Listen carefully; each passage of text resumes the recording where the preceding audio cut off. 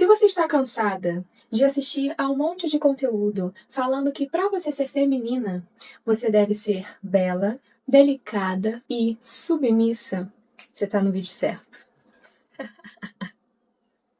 Flo, aqui a gente vai mais fundo. Contextos históricos, caça às bruxas, onde 80% das acusadas eram mulheres, como determinadas atividades, conhecidas como pejorativas ou maldosas, foram atribuídas ao feminino, coisa de mulher, feminismo, questões de polaridade. Você tá na série certa. Se você quer entender mesmo o feminino para muito além do óbvio, você vai amar essa série e eu tô muito animada de fazê-la pra você. Então vamos entender onde é que começou esse rolê.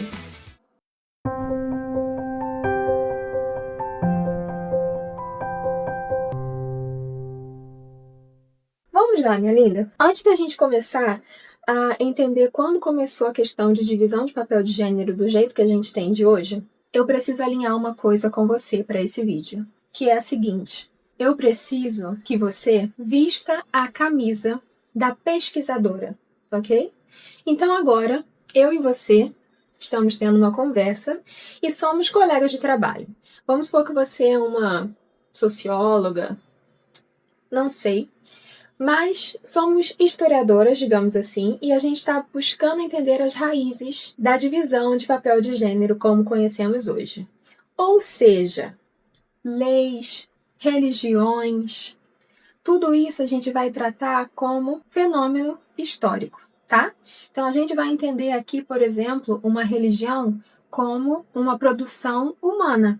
A religião vai ser um conjunto de crenças criado por uma sociedade de acordo com as normas sociais daquela época, tudo bem? Então nesse vídeo aqui não pode entrar a questão da fé. Lembre-se, sempre somos pesquisadoras.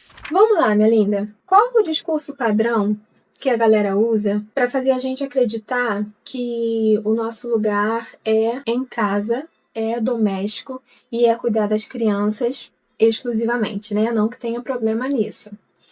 Mas qual é o discurso para dizer que o nosso lugar é esse? Geralmente é o seguinte: na época das cavernas, o homem saía para caçar e a mulher ficava em casa. Vamos por parte. Primeiro, na época das cavernas não tinha casa, tá? Quando a gente fala de época das cavernas, geralmente a gente está falando do período paleolítico, que era quando nós éramos caçadores e coletores. Nós éramos nômades, a gente não tinha casa. A gente andava, matando animais e colhendo sementes e plantas para a subsistência, para sobreviver. Então, se estamos agora num lugar, pegamos todas as plantinhas, matamos os animaizinhos, não vai ter mais recurso para nós vivermos aqui. E aí a gente vai continuar andando e indo para outros lugares em busca desses recursos, tudo bem? Então, esse é o primeiro ponto. Não tinha casa. Então, a mulher não ficava em casa. Ela saía para ficar caçando e coletando.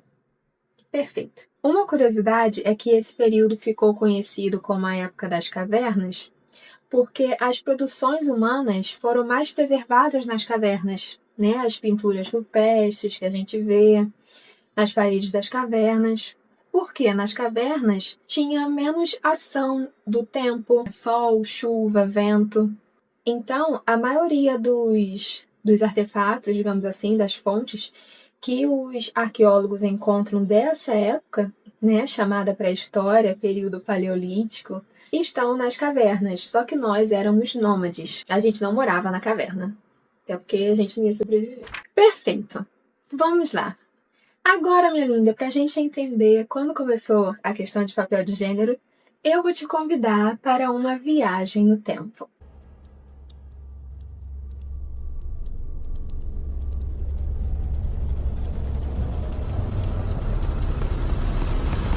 A nossa espécie, Homo sapiens, tem cerca de 300 mil anos de existência. Bastante coisa, né? No entanto, por 290 mil anos, nós fomos caçadores e coletores. Ou seja, mais ou menos ali uns 97% da nossa existência foi caçando animal e coletando plantinha. Meu Deus. E como era a vida nessa época? Nós éramos grupos nômades, ok?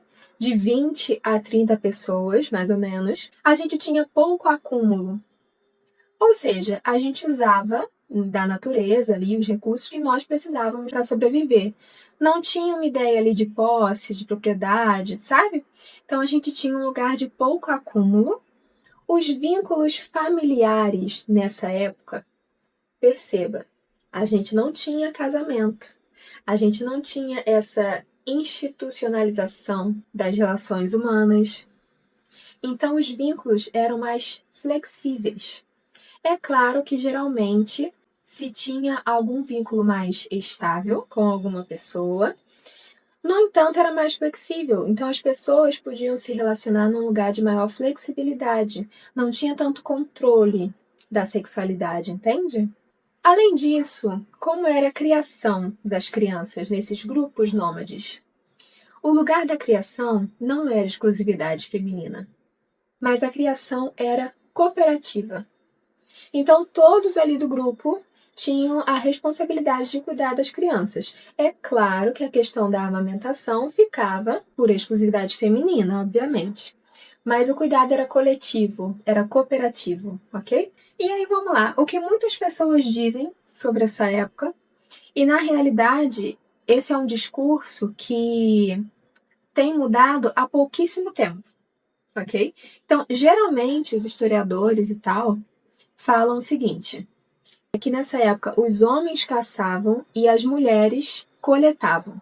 Então eles matavam os animais, enquanto nós pegávamos as plantas, as sementes e tal. No entanto, recentemente algumas coisas têm abalado aí essa estrutura. E aí vamos falar um pouquinho sobre elas, né? Sobre alguns estudos. O primeiro estudo é de 5 pesquisadoras dos Estados Unidos, Abigail Sophia, Kylie Roxane e Kara Wall-Scheffler. Não sei se pronunciei corretamente, gente, mas vamos lá. O que essas 5 pesquisadoras dos Estados Unidos fizeram? Elas pegaram dados de 63 grupos de caçadores-coletores, distribuídos pela América do Norte, América do Sul, África, Ásia, Austrália e Oceania. E o que elas constataram? Que em pelo menos 79% desses grupos nômades, as mulheres caçavam. Que loucura! Não é mesmo? E elas constataram que as mulheres caçavam intencionalmente. Não era um acaso, assim, sabe? Tô passeando ali, nossa, vi um bichinho, pá! Não, ok? Elas ativamente, intencionalmente iam à caça também. E aí a gente tem até uma matéria do Estadão sobre esse estudo que diz o seguinte, eu vou ler para vocês. O trabalho também revelou que as mulheres seriam ativamente envolvidas no ensino da atividade da caça a membros mais jovens do grupo e que usavam uma variedade de armas e estratégias superiores à dos homens. E uma das pesquisadoras diz o seguinte: a prevalência de dados sobre mulheres caçadoras se opõe à crença de que as mulheres eram exclusivamente coletoras e os homens apenas caçadores. E também se opõe à ideia implícita de divisão de trabalho por gênero. Ok. E aí aqui vai um apelo das pesquisadoras desse estudo. Dado que esse paradigma de divisão de gênero, ok? Já influenciou a interpretação de várias evidências arqueológicas, o que inclui a relutância em descrever ferramentas achadas em sepulturas femininas como armas de caça. Então, a gente acha algum objeto em sepultura feminina, nunca vai ser uma arma de caça, tá? Esse trabalho delas se junta a outros em um apelo pela necessidade de reavaliar as pesquisas arqueológicas anteriores, para que a gente tire esse viés de que existia uma divisão de trabalho por gênero, tudo bem? Porque aparentemente não era assim. A gente está começando a descobrir isso. Além desse estudo, dessas pesquisadoras, existem outros estudos que também falam sobre caça e sobre a mulher. Um exemplo.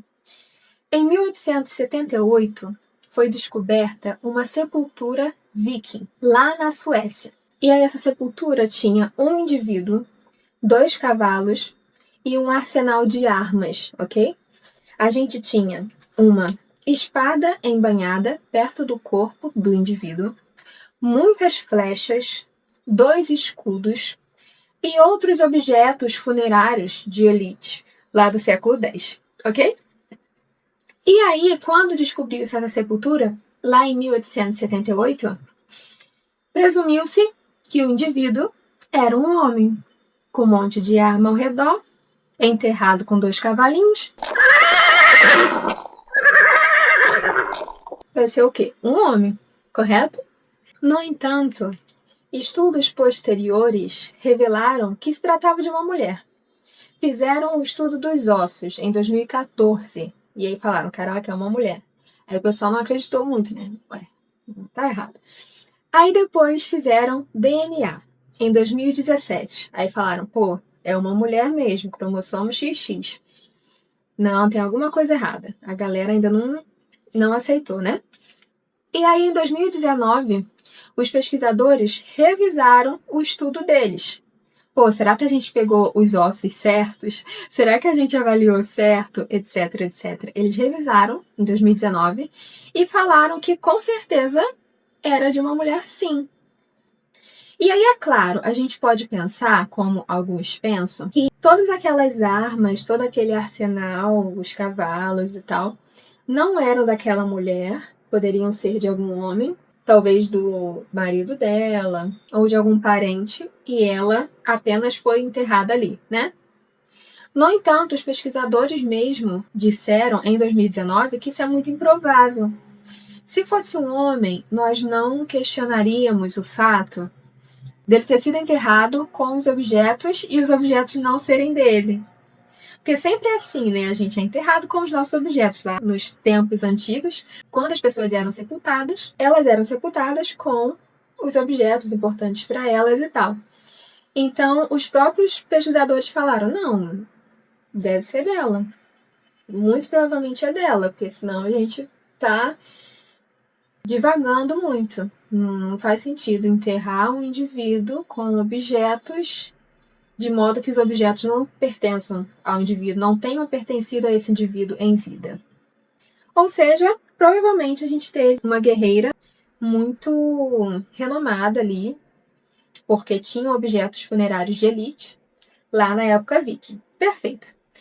E aí um outro estudo é o seguinte, em 2001, a gente teve uma outra publicação falando sobre a importância das mulheres na caça, né, ao longo de toda a história. Ou seja, cada vez mais tem se provado, através de estudos, que provavelmente a mulher caçava sim. E o estudo daquelas 5 pesquisadoras falava que nós caçávamos até animais de grande porte. Falava também que nós ensinávamos a atividade da caça para membros mais jovens. Então, te pergunto, será que a nossa visão para com esse período, né, tão antigo, não está enviesada? Será que a gente não está olhando para essa época, onde a gente era caçador-coletor, com os olhos de hoje? Com a divisão de gênero que existe hoje? E que naquela época não existia? Fica o questionamento, né? E aí, vamos lá. O que aconteceu, afinal, para agora a gente ter uma divisão de gênero tão exacerbada? A resposta é simples e, ao mesmo tempo, complexa. Basicamente é o seguinte, Flor. O que aconteceu? A gente aprendeu a plantar. Ao invés da gente ficar coletando plantinha, semente para comer, tal, e caçando animais, a gente aprendeu que coloca a planta no chão e aí, dependendo da época do ano, do sol, não sei o que, ela nasce. Nossa, ok? E é claro, isso foi um processo, né? Tivemos aí alguns anos, décadas, e aí vários grupos nômades distintos foram aprendendo isso. Nossa, estranho. E é nesse contexto, é essa virada de chave que vai nos levar ao período neolítico, a Revolução Neolítica. Ou seja, é uma nova era da pedra, ok? Neo é novo, lítico tem a ver com pedra. Então, algo se revolucionou. Agora, eu sei plantar. Agora, além de domesticar as plantinhas, eu também sei domesticar os animais. Eu sei cuidar, ver eles ali se reproduzindo, aí tem filhote e tal. As plantas, eu sei, tô aprendendo assim, sabe? Quando plantar, quando colher, a época certa do ano e tal. Agora eu tô sabendo, tô sabendo. E nesse contexto, a gente não precisa ficar andando sem rumo atrás de recurso, porque agora eu sei manejar o meu recurso, correto? Então a gente passa a ter moradia fixa. Quando a gente tem moradia fixa e começa a ser sedentário, ok? Agora a gente para e temos uma casa. Agora sim a gente começa a ter casa, ok? Quando isso acontece, há uma mudança na mentalidade da sociedade, porque lembra que antes a gente tinha pouco acúmulo. A gente pegava ali o que a gente precisava para sobreviver. Agora, não. Quanto mais plantinha, melhor. Quanto mais animal, melhor. Agora eu tenho uma casinha. Então agora começa-se a pensar em propriedade. É um lugar mais primitivo, não é a propriedade como a gente entende hoje, mas começa-se a pensar em propriedade. E quando a gente pensa em propriedade, peraí, essa terra aqui é minha. Não, essas plantas aqui são minhas. Esses bichos são meus. Quando a gente começa a pensar em propriedade, a gente começa a se preocupar com herança. Quem é que vai cuidar desse negócio quando eu for embora? Ok? E nesse contexto de se preocupar com herança, obviamente, os filhos, a hereditariedade passa a ser importante, muito importante. E é nesse contexto que começa a dar ruim para nós, mulheres. É nesse contexto que a sociedade começa a controlar a sexualidade feminina. Por quê? O que acontece? A gente não tem certeza da paternidade. Então, se eu engravido e tenho um filho, é óbvio que eu sou a mãe, né? No entanto, o pai pode ser qualquer um, correto? Nessa época, a gente não tinha exame de DNA. Então, os homens, eles não queriam, digamos assim, investir em uma criança tempo, recurso, dedicação, sabe? Eles não queriam criar ali, ajudar a criar uma criança que não fosse deles e que não herdaria todo o trabalho pelo qual eles estão galgando, né? Toda aquela propriedade, aquela casa, toda a agricultura que ele está fazendo, etc. Então, para eles tentarem ter mais certeza de que a minha mulher só está tendo filho meu, eles começaram a cercear a mulher. Isso não aconteceu do dia para a noite. Não foi algo, vamos prender todas as mulheres dentro de casa. Não. Isso foi sutil, ok? Isso levou tempo. Isso foi sendo incutido em nossas mentes aos poucos. Mas não é só essa questão do homem querer controlar a sexualidade feminina para ter certeza que o filho é dele, não. A gente também teve alguns agravantes para nós mulheres. Primeiro ponto. Agora, com o excedente de recurso, ou seja, temos comida para chuchu, né? Sejam as plantinhas, sejam os animais. Agora, com esse excedente de recurso, eu não amamento tanto. Então, as mulheres passam a fazer o desmame das crianças mais cedo. E quando a gente deixa de amamentar mais cedo, a ovulação volta mais rápido. Então a gente tem mais filho, Flor. Então, agora a gente tem filho pra chuchu. Entendeu? E além disso, o excedente de recursos, bastante comida agora, faz com que as crianças sobrevivam mais. Então a gente também tem um aumento populacional. E se a mulher tá tendo mais filho, tá ficando mais tempo grávida, e aí tem que cuidar de filho, aí logo engravida de novo, e etc., ela vai ficando sobrecarregada e a mobilidade dela vai sendo reduzida. Então, esse controle do feminino que começou a existir aconteceu por dois motivos nessa revolução neolítica. Os homens querendo garantir que os filhos das mulheres eram deles, né? E as mulheres, de fato, ficando mais grávidas porque amamentavam menos, porque tinha bastante comida. Então, antes a gente não tinha comida em abundância. Então, amamentava-se o quanto desse, bastante tempo, entendeu? E nesse contexto também, esqueci de falar, a gente teve a institucionalização do casamento. A gente começou a assinar papel, um termo assim, eu fulano de tal, me caso com não sei o que, prometo ser fiel. A gente começa a assinar esses termos, a institucionalizar relações nesse contexto, onde a herança importa. Got it! Got it!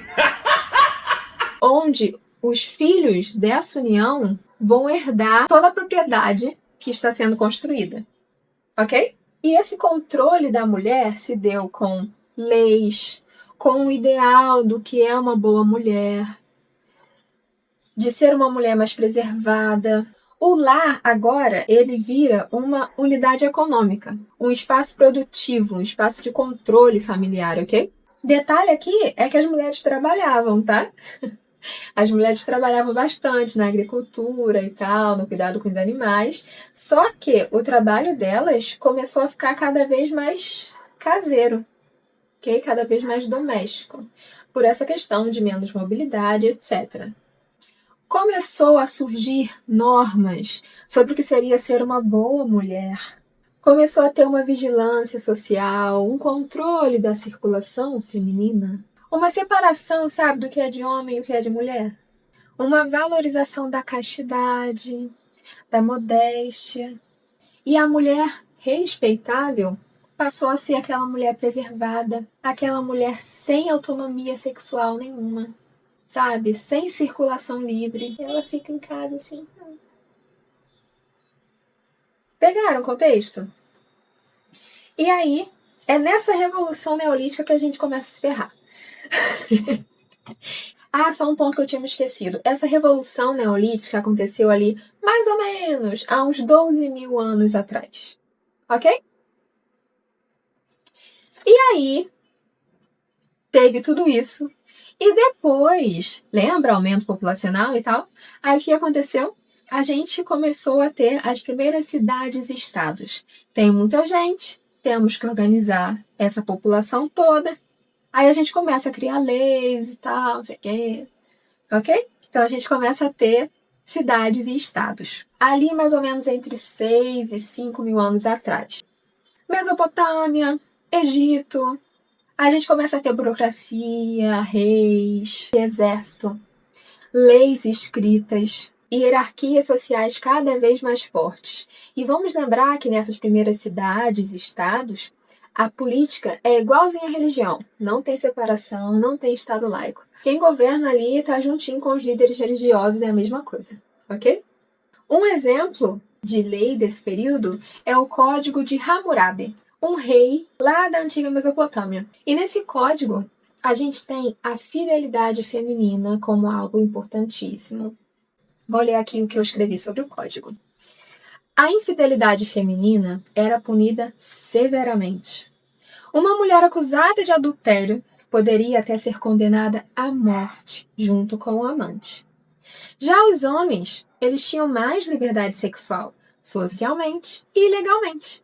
Isso revela um padrão comum Em várias sociedades antigas, o foco estava em garantir a legitimidade dos herdeiros masculinos e a transmissão da propriedade. E aí, depois desses primeiros estados, cidades, a gente teve as filosofias clássicas e as grandes religiões. E agora a gente está falando ali de mais ou menos 2.500, 2.000 anos atrás, tudo bem? A gente está falando da Grécia Antiga, a gente está falando de Aristóteles, esse daí falava mal de mulher pra caraca. Grande filósofo. A gente está falando de impérios, cristianismo, judaísmo rabínico, islamismo depois. A gente tem a moralização dos papéis de gênero, tá? Então a gente está começando a ter grandes religiões. A religião está muito atrelada à moral. Então está formalizando num conjunto de crenças relacionadas ao divino os papéis de gênero que são interessantes e que a gente quer manter na sociedade, ok? Então a gente começa a fortalecer cada vez mais essa divisão de que o homem é público e a mulher é doméstica. As religiões, elas não inventam as coisas do nada. Geralmente elas consolidam, justificam, sacralizam o que já existe ali naquela sociedade, ok? Então, a gente aqui nesse período de filosofia clássica e de grandes religiões surgindo, a gente tem a pureza feminina sendo exacerbada, a obediência, o silêncio, a modéstia, a castidade, a maternidade idealizada. Lembre-se sempre, quem eram os filósofos e os líderes religiosos? Os homens. Não é? E é essa a base de todo preconceito. Como no livro do Leandro Carnal, onde ele fala sobre preconceito, preconceito é uma crença que uma classe dominante dissemina para a classe dominada acreditar que ela merece ser dominada. Tudo bem? Então, por isso, a gente chega no lugar de ter um monte de livros sobre feminino que fala sobre submissão. Porque tem muitos livros de religiões falando sobre submissão. E quem somos nós para questionar uma religião que teoricamente veio de Deus, do divino? Entende? Mas aqui somos pesquisadoras, lembre-se disso. Então, nesse período começa a moralização desse lugar de silêncio, modéstia, castidade, submissão, tal, mulher quietinha, esse tipo de coisa, tá? Aristóteles, vamos falar desse grande filósofo. Vou ler o que eu escrevi sobre ele. Aristóteles via a mulher como inferior ao homem por natureza, descrevendo-a como passiva ou um macho incompleto. Acreditava que a mulher deveria ser governada pelo homem, focando no ambiente doméstico. Suas ideias refletiam o patriarcado da Grécia Antiga, definindo a mulher por funções biológicas de procriação e de nutrição. Ele fala também de algumas características comportamentais da mulher. Vamos lá. A mulher está mais sujeita à depressão do espírito e ao desespero do que os homens. A mulher é considerada mais prontamente enganada. E aí aqui eu quero fazer uma pergunta para vocês. Existem grandes figuras femininas que sempre foram, de fato, mais atreladas ao pecado, né? Digamos assim. Como Eva, Lilith, Pandora. A própria imagem de Maria foi alterada pela igreja em um contexto específico. Então, por vezes, o feminino, ele parece que as pessoas acham que ele tende ao mal, né? Afinal, a serpente falou com a Eva, né? E aí eu queria saber de vocês, se vocês se interessariam em um vídeo sobre isso. Sobre personalidades femininas ao longo da história.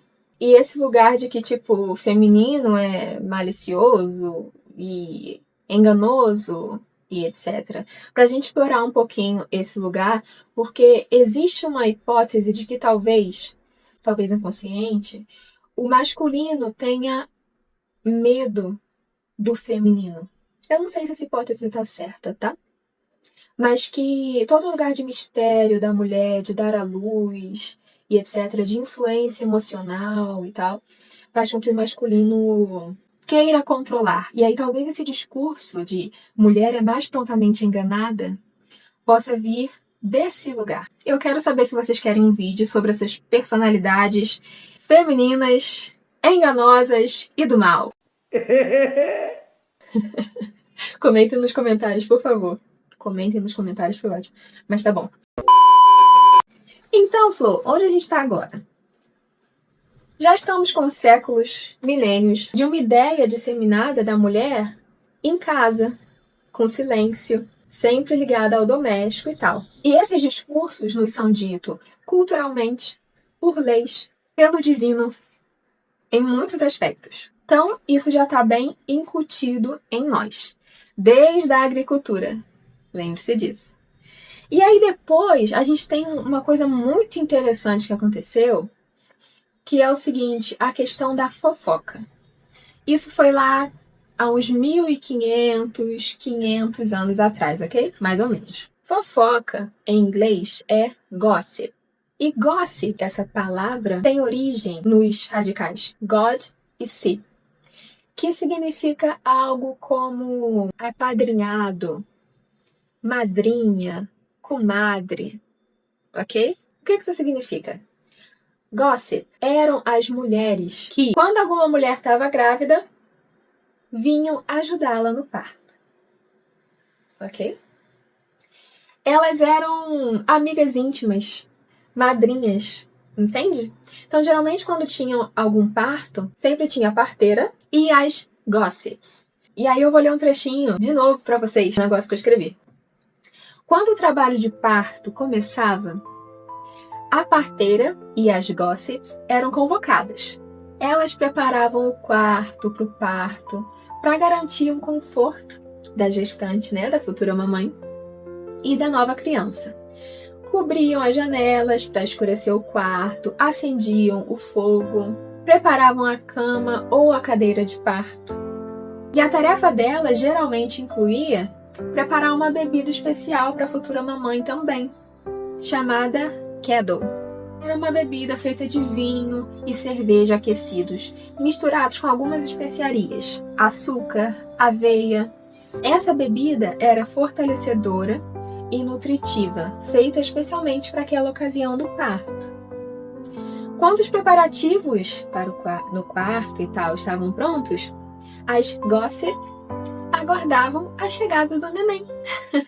E por vezes elas ajudavam no parto também, quando a parteira precisava ou até quando a parteira não podia estar, ok? Então perceba que gossip, esse termo que significa fofoca, tá? Hoje significa fofoca. Mas a origem dele é sobre amizade feminina. E aí, a professora Mary Fisher, do Departamento de História de Medicina da Universidade de Johns Hopkins, afirma o seguinte: o significado moderno da palavra gossip vem do fato dos homens imaginarem que as mulheres estariam contando histórias e espalhando boatos sobre eles durante aquelas longas horas de parto. Ok? E ela fala ainda que é muito revelador que a palavra gossip, que significa fofoca, tenha sido associada com conversa maliciosa e inútil. Ela acredita que isso diz muito mais sobre a imaginação dos homens à época do que sobre de fato o que as mulheres conversavam durante as horas de trabalho de parto. Olha só como um termo muda. Então, o que antes significava amizade, conexão feminina, companheirismo e tal, apoio emocional ali, passou a ser conversa inútil, maliciosa. Então, mulher fofoca pra caraca, né? E aí você percebe, Flu, quero que você perceba isso, como essa mudança de significado nos induz a nos isolarmos. Por quê? Se minhas amigas próximas, parentes íntimas, minhas gossips, se eu as vejo, a gente se encontra e tal, tem a questão do parto, Mas isso sempre me é falado que é errado, que é conversa inútil, conversa maliciosa e não sei o quê. E ao longo de muitos anos isso é falado, repetido, repetido, repetido, repetido, porque os homens não gostam, talvez. Eu não quero ser mal vista, ou eu não quero ser punida. A gente vai ver que teve punição, tá? Quando a mulher tentava falar, tinha punição. Esse é um outro vídeo. A gente vai entrar no detalhe sobre isso, sobre a fofoca, ok? Tinha instrumentos de tortura que segurava a língua da mulher. What? Pois é. Então, se estar com as minhas gossip passa a ser algo ruim, passa a ser visto pela sociedade e tal, pelos homens, todo mundo fala assim que é ruim, eu não vou mais socializar, não é mesmo? Então, cada vez mais a mulher boa, a mulher idealizada ali, fica dentro de casa, quietinha. Nem fala com as amigas, não tem mais friend não. Ok? E agora, continuando a nossa viagem pelo tempo, a gente tem a caça às bruxas. Isso aconteceu uns 500 anos atrás, ali entre o século XV e o século XVIII. E as perseguições eram principalmente europeias. A maior parte das acusadas eram mulheres. Existia a questão do medo religioso e social, sim, mas a gente tem que questionar um pouquinho isso, né? Será que foi só isso? A gente tinha crises políticas e econômicas ali acontecendo também. E nesse contexto de caça às bruxas, a gente já tinha um contexto super patriarcal, né? Desde ali da agricultura, preocupação com herança, controle da sexualidade feminina, e aí lei, cidade, estado, moral, religião, filosofia, tudo fala a mesma coisa. Mulher fica dentro de casa. Ok? E aí a caça às bruxas é assim, mulher vai morrer. Brincadeira, só que não. Vamos lá. A gente já tem um contexto patriarcal. A gente tem o cercamento de terras, principalmente ali na Europa. O que é cercamento de terra? Nego pegava a terra, cercava assim e falava, é minha agora. E expulsava os camponeses. Eu falo assim, gente, é só para simplificar, tá? É só para simplificar. Só para a gente entender de um modo mais leve, mais fluido. Mas tinham esses cercamentos de terra e a expulsão das pessoas que estavam morando ali. E aí a gente teve algumas revoltas populares contra esses cercamentos, revoltas ali dos camponeses, camponesas, revoltas também contra impostos, fome, uma série de coisas, a perda de autonomia. E muitas dessas pessoas que foram contra esse cercamento e tal, foram mulheres. Não todas, mas foram mulheres. E além disso, nem todas as acusadas de bruxaria, de fato, tinham conhecimento ali sobre a terra, sobre os ciclos. Bruxaria não é necessariamente ruim, tá, minha linda? Mas nos fizeram pensar que bruxaria é ruim. Mas eram ali mulheres que conheciam de ervas, de plantas, de modos de cura e etc. É claro que você pode usar esse conhecimento para o bem ou para o mal. Né? Então a gente pode usar para curar pessoas, para ajudar em doenças e tal, ou não. No entanto, a gente tem que tomar muito cuidado com esse conceito de bruxaria e desse lugar ruim, demoníaco, de bruxaria. A gente tem que lembrar sempre que tudo é discurso. Então, quem falava que as bruxas eram ruins? Quem queria queimá-las? Quem queria calá-las? Ok? Tinha homem também, mas eram majoritariamente mulheres. E vale ressaltar que as acusadas de bruxaria nem sempre eram rebeldes, que eram contra essa questão de cercamento de terras e outras coisas, né? Essa perda de autonomia. Muitas vezes eram idosas, viúvas, sabe? Curandeiras, né? Pessoas socialmente vulneráveis. Mas nessa série a gente vai ter um vídeo especialmente sobre a caça às bruxas, tá bom? Para a gente entender melhor. Tem um livro da Silvia Federici chamado Mulheres e Caça às Bruxas, onde ela fala que a caça às bruxas não foi só uma histeria religiosa, mas parte de uma transformação econômica e social ligada ao surgimento do capitalismo. Então a gente teve cercamento de terras, empobrecimento popular, o fortalecimento do Estado, da disciplina social, o controle da reprodução, da sexualidade feminina, isso sempre é um ponto, né? Não sei por que a sexualidade feminina é tão temida assim. A repressão de curandeiras, de parteiras, de redes de apoio feminino, a imposição de papéis domésticos e reprodutivos à mulher.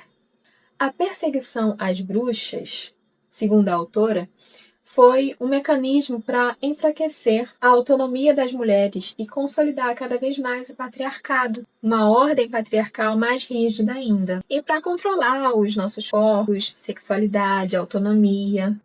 E aí, depois da caça às bruxas, a gente teve a Revolução Industrial, ali há uns 250 anos, mais ou menos. Fábricas, urbanização, aí a gente começa a ter aquela ideia de dona de casa burguesa, as mulheres entrando no trabalho industrial, aí o negócio começa a mudar.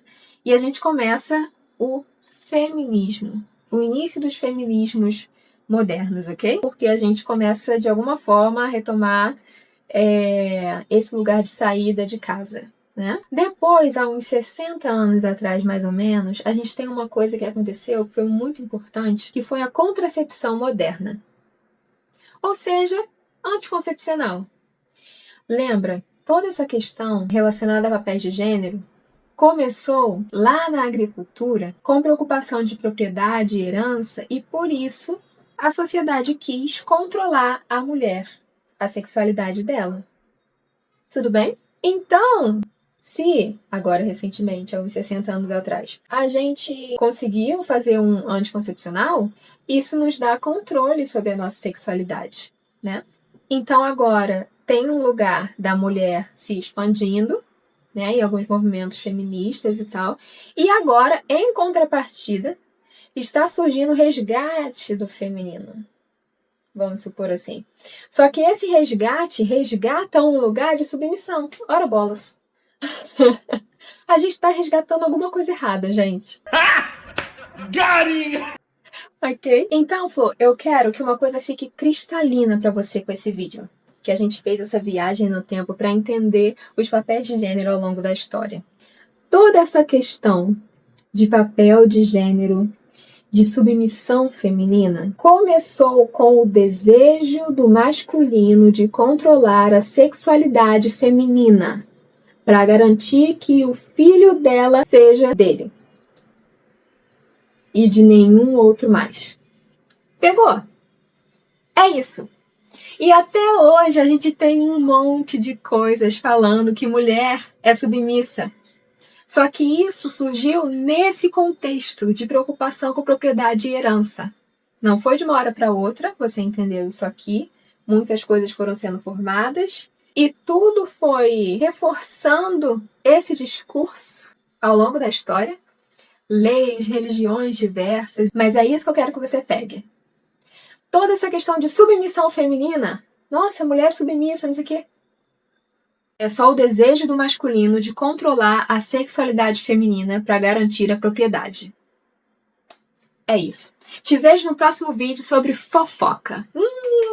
Vai ser muito bom, Flor. Beijo!